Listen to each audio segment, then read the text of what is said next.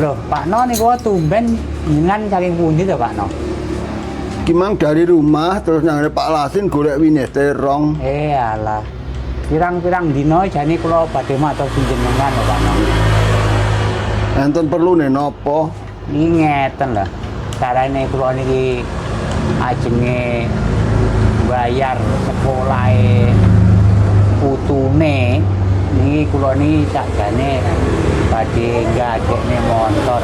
Niki nggih nyuwun sewu, nggih nyuwun tulung bilih panjenengan kagungan nggih kersa jenengan paring ampiran dumateng kula soalé duwe kula namung niku tok lho Pak No. Beh. Ya iki ora nyeneni wong ya dudu anakku nyapa tak seneni. Sampeyane dadi cah nomi ora iso ngugemi tembung kal. The time is money ngono kal. Jadi waktu adalah uang, jadi ojo dibiarkan waktu terlewat begitu saja. Ya kudu diisi kegiatan sing ngetokne dhuwit. Lah Pak No sing tuwek piye wektune iki digolek dhuwit tok ayo. Sakjane nggih ngoten lho Pak No. Cuman alah kegiatan kula paling lek diceluki wong, dijaluki tulung wong niku tok. Nambani napa pun? Mboten nambani, padang kala yo lek nek kancane lara ya kon mijet tak pijet, nek ora anu ya wis ora patek anu. Oh aku ya tau krungu. Sopo ya bar dipijet sampean gak mari kok malah mati ya yo. Nggih pun ngoten lho Pak No. Niku lah nggih pelecehan jenengan niku. Wah, mboten lah. Lha iku masuk mal praktek. Mboten kula pun kathah sing kula tulungi cuma lara saiki tapi lara sing gedhi lemu lho mboten saged Pak No niku. Sing lemu ya tanganku ora kuat. Ya iya mesti ngambang. Nah nggih. Ya lek iso lho Mas iki wong omong-omongan saling mengisi cara kono kotong aku sing ngisi lek kula kotong ya sampean isen. Dadi nyambut gawe ya aja mek mligi sitok kuwi ae. Ya kudu golek penggawean liyane. Nggih kadang kula nggih ngoten Pak No. Cuman iki wong balik ten topik awal riyen Pak No. Terus terang mawon kula badhe gadekne wonten teng jenengan.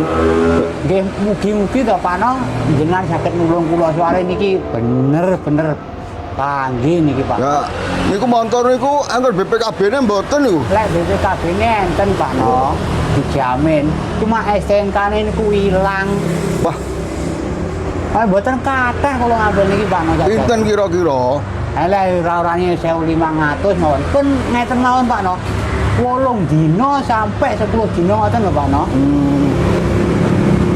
Kita kagak budi, kita dengan kagungan mboten lek wonten montore niki mengke kula beto ning mriko soalé kula ajenge mriko sajane niki wau terus terang mawon. Lah jenengan kira sing pun medal ngoten lho Pak No. Ngene lho Mas, ngene iki wong tani iki arane panen iki malih balik nyang ragat meneh. Dadine aku dhewe dhuwit kudu munyer terus cara iso nyili awak. Sampean iku ya kudu nganaki wingko. Nggih pun mboten napa-napa, mengke misale luwih saka 7 dina, 8 dina, mengke kula bayar anakan lek kula dereng gadah Pak No. Mboten napa-napa, tapi sing jelas kula niki penting saestu Pak No. Lek mboten badhe kula niki badhe. Sakjane aku ya sanksi Mas. Sampeyan ora tau manje menjagane pijet tok kuwi nglumpukne dhuwit 8 juta ora ya suwi wingko. Nggih mboten misale nek wong ngecet, misale nek wong anu kula nggih mboten nggih purun pokoke tak lakoni apa sing iso tak lakoni Pak No. Nah, kudune ya ngono wong pancen bocah enom.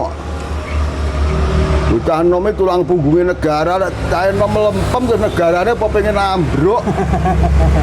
Nggih mboten ngoten to Pak No. Jenengan niku aneh-aneh awas. Lho omongke masa depan negara di pundak para pemuda, pemudane mek golek tarian nyang wong-wong iki apa ya? Mboten. Nggih lek misale jenengan wonten kula nggih matur suwun Pak No. Benjing nginjing pokoke kula teni mriku kendaraane. Ya engko diusahakne sik lho. Nggih pun pokoke kula pun pasrah jenengan soalé niki memang damel kepentingan. Kula HP kan udah gablek niki lho. Soalé HP niki baterainya amoh. Ya aku gak sombong Mas, aku gak duwe HP tapi kebatin aku iki luwih tajem malahan. Ya HP khusus karo menungso do menungso, aku karo lelembut ta iso kebatinan mergo. Nggih. Kula matur suwun saestu. Nggih. Cuman perhitungannya dos pundi misale sak jutane pinten Pak No? Lek Lah, menurut lah. jenengan. Lah wong-wong kaya aku kok nganakne dhewe wong ngono mek sekedar guyon, Mas. Bangga abot koncone to. Nggih matur suwun lek ngaten Pak No. Wong menungso uripe ora mungkin iso urip dhewe tanpa enek wong liya. Nggih Pak No. Nggih leres niku, kula nggih bersyukur nek jenengan saged Lah ngepang. paribasane ngene iki lho, Mas. Ngene iki pengen ngombe kopi, bojoku ora ndek gula bubuk, akhire nang rene ya petuk kopi. Wong urip gak iso urip dhewe. Panggah saling tergantung. Sampeyan bakul kopi ya mesti tergantung pelanggane, ra duwe pembeli apa ya ape diombe dhewe. Nggih Pak No niku memang nggih leres napa sing jenengan atur niku.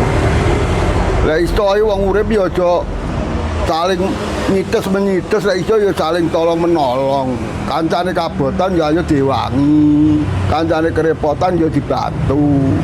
Pinten-pinten benjing jam pinten dengan wonten dalem Pak No kula tak suwan mriko. Kula gawane pisan tapi BPKB-ne tok mawon soalé STNK-ne ilang niki terus terang jujur mawon Nggih. kula.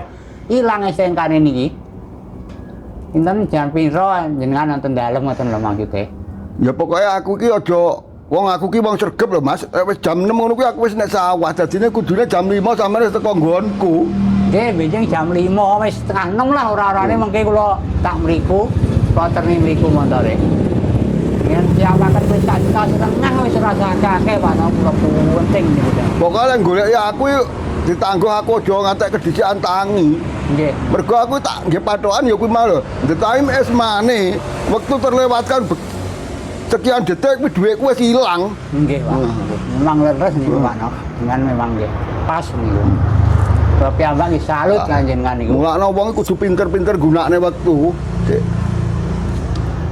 Nggih, pun pokoke benjing-benjing kula tak suwan mriko. Nggih. Jenengan siapaken mawon mengke misale jenengan potong nggih jenengan potong pisan. Lah Boten lah. napa-napa. Aku ki lho montore barang ra sambok gorono Mas. Omahku lho wis bet motor.